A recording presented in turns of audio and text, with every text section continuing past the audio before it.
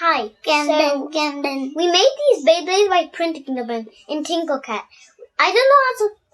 So we put the revive on to like make it like fat, so that if Beyblades sometimes if they're not wide, they'll just come and they hit the revive armor. For example, if Blast Genius is like here, and then if it's short, it will just hit. It won't be able to hit the layer.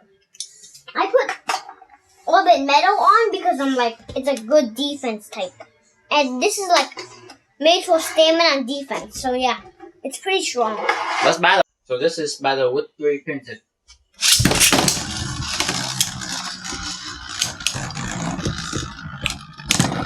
And I'll show you the real battle.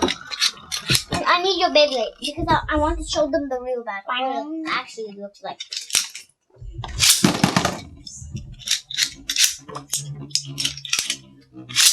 No, we don't launch it. Just 3D print Beyblade, okay? But next, can you do the whole video? No, that's going to take too long. Just a little bit shorter.